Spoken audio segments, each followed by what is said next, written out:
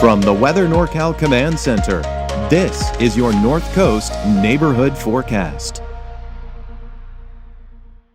Everything Medical has been your complete source for medical supplies since 2007. Our 10,000 square foot showroom has the largest selection of home medical equipment in the North State. We have what you need. Everything Medical, Athens Avenue, Reading.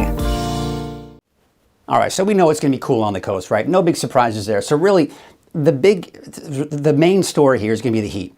You've been hearing about the heat wave since last week. Even if you live on the coast, you're hearing about it. It's for all of Northern California. And it's going to be here late this week and this weekend. In fact, there's an excessive heat watch for Trinity County, which does not include the inland areas of Del Norte and Humboldt counties. Quite honestly, I think it probably should, because it's going to be pretty hot there as well. But that heat wave will peak over the weekend, and there is a potential to either tie or even break some records for some of us as we go into the weekend. Now here's your hour-by-hour forecast taking you through the night tonight. Temperatures dropping down into the low to mid-50s for both the inland and the coast. And you can see inland topping out close to 90 and 62 degrees for the coast. And for Trinity County, taking you through tonight, somewhere in the upper 50s for those overnight lows. It should be actually, we're going to shave off a degree or two from what we saw yesterday, but overall it's going to be about the same. Look for temperatures to be in the low 90s for Weaverville, Hayfork, and Lewiston. And there's the heat alert. This is the excessive heat watch that we do have for Trinity County. And I do expect that eventually Siskiyou and all of Modoc County will get in on that as well. But bottom line, this is what we're looking at here. This is Weaverville, and you can see that trend. So after today, temperatures will start to increase again. We're up to 95 Thursday, 103 on Friday. So there's the weekend right here. That's the peak of this heat wave. And then temperatures start to drop, taking you into next week. Now, the reason we're getting the heat is thanks to our neighbors down to the south.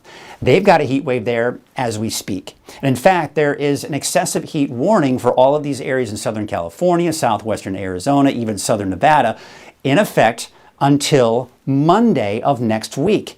So this is a prolonged heat wave for them. That heat will eventually make its way over us. But even through Thursday, it's staying to our south.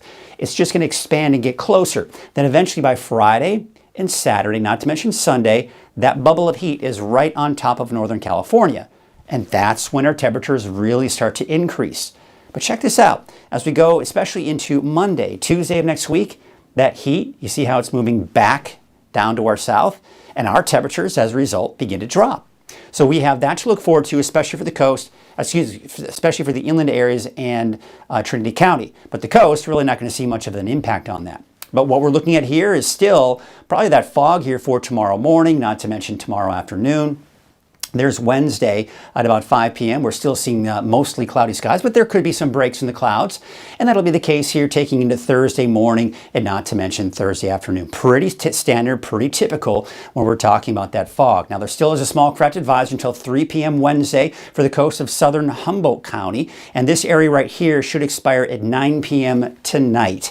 So we are going to be looking at those wave heights next. And I want to show you here that as we go through into tomorrow, you see how the wave heights actually start to drop. So that's why most of those small craft advisories should be allowed to expire. But it's interesting because if we go into Thursday, we may actually see them go back up a little bit here. Here's your marine forecast for tomorrow. Those northwest winds at about 5 to 10 knots. Your waves from the northwest at 4 feet at about 5 seconds. And there's going to be some more patchy fog and drizzle out there, again, to be expected. Now tonight, it looks like temperatures mainly in the 50s, although it looks like a little bit cooler in Hayfork at about 45. 52 for Willow Creek as well as Hoopa, about 56 in Garberville, and basically low 50s out along the immediate coast. As we take into tomorrow, there you can see those temperatures are going to be in the low 90s, although Trinity Center and Ruth probably somewhere in the low to mid 80s. Inland, right around 90, give or take, although Garberville about 84.